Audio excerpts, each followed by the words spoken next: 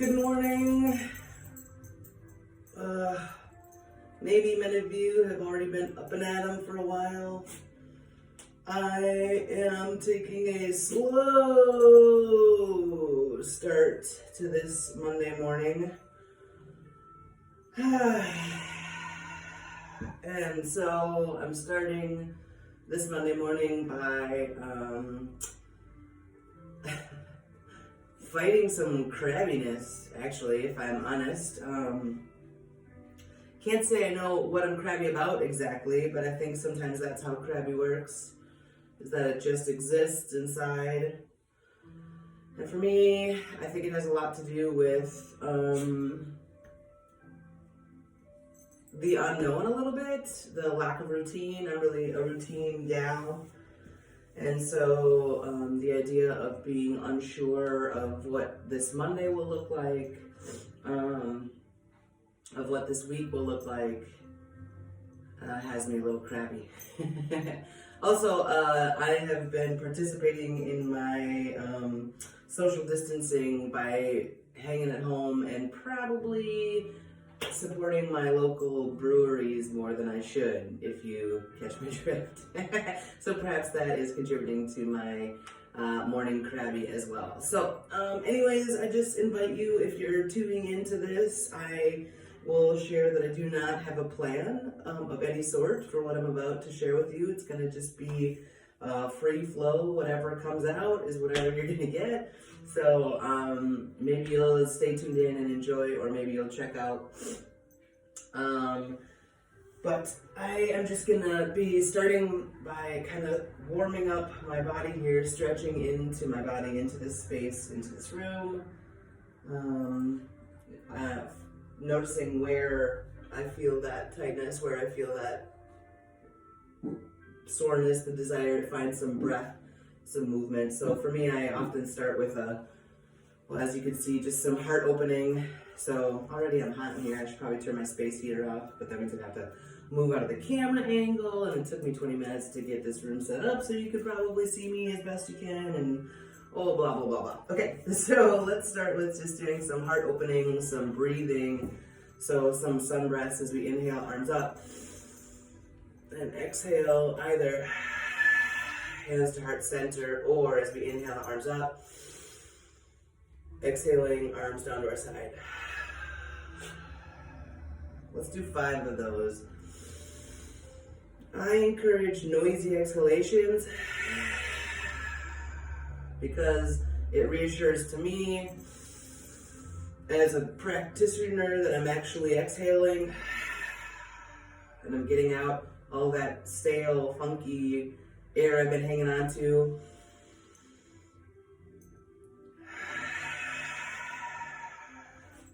It also serves, yeah, that's right, Charlie, let it out. So, inhaling and exhaling. For those of you who practiced with me before, you know I'm terrible at counting, so this is like approximately 5. This time I'm going to exhale into a twist.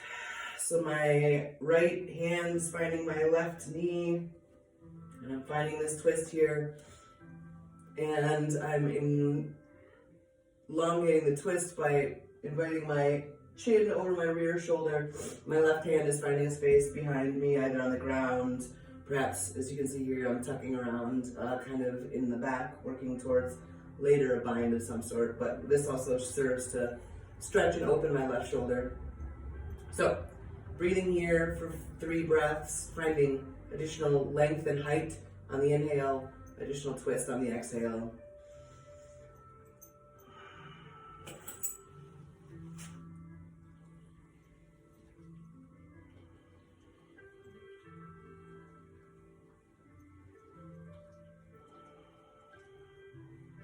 On this next inhale, let's inhale, arms up, and move through center, exhaling as we find the opposite twist. Ooh, this side is tighter than the other. I don't know what you're noticing in your opposite twist here, but I'm noticing that I don't have quite as much range of motion yet this morning on this side, and that engaging my neck Turning my face here towards the windows really finds a beautiful stretch in the back of my neck, down my shoulder blades. We got a knock at the door. Come in. Who is it, do we think? Who is it? Ooh, we've got a guest. We've got a visitor joining us in our practice today. Hi.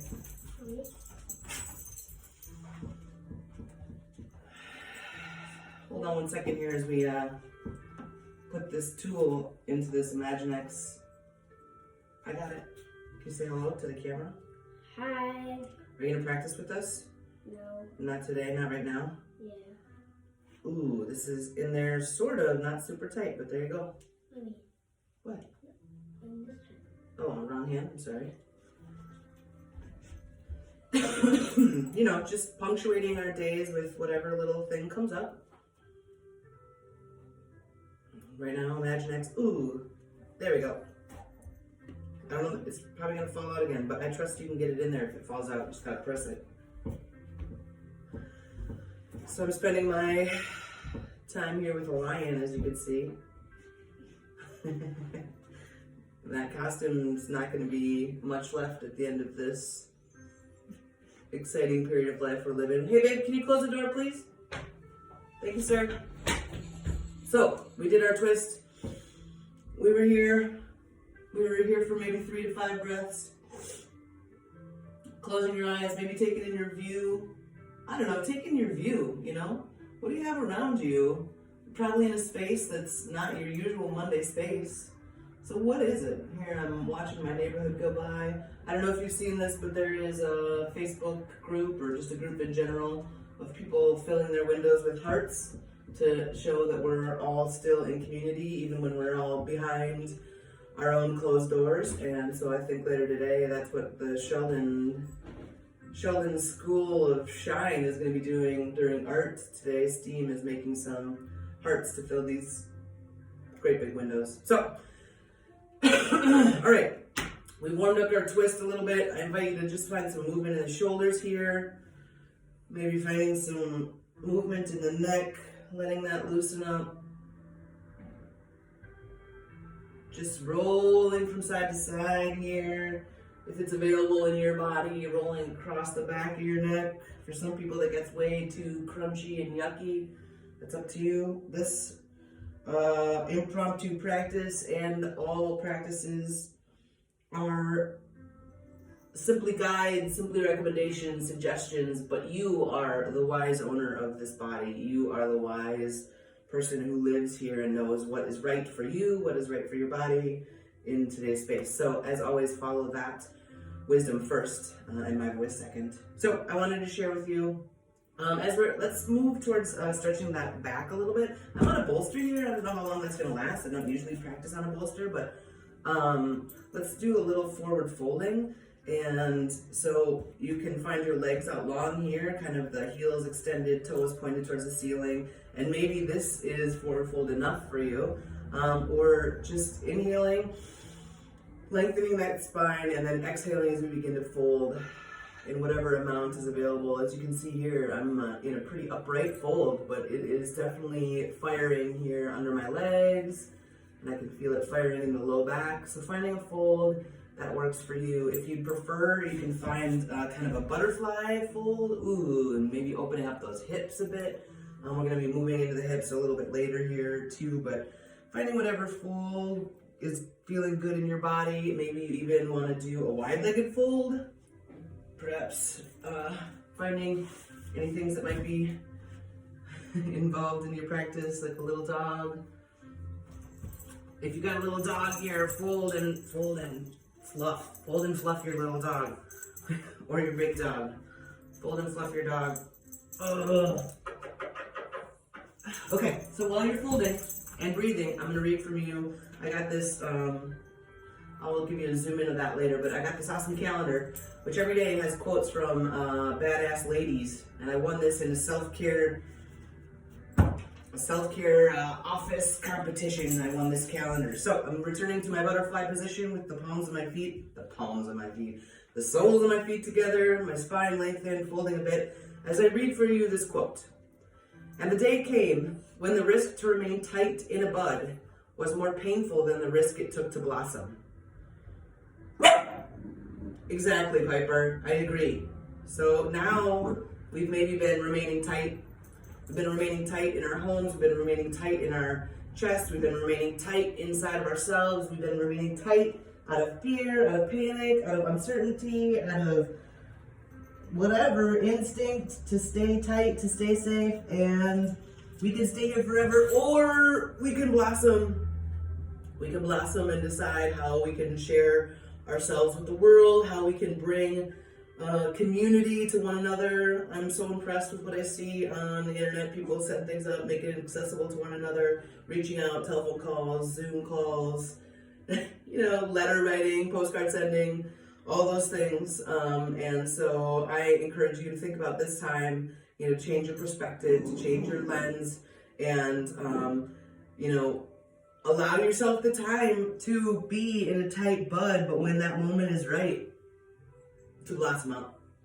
Okay? So, that is a good little quote for today. Move this mat. Now, if you've got coffee, cheers, tea, whatever you got, getting your morning going, we're going to move to our backs. And so, if you want to make your way to the back in whatever way feels comfortable here, I'm just going there. Nothing smooth or graceful about it. And I invite you to find a strap.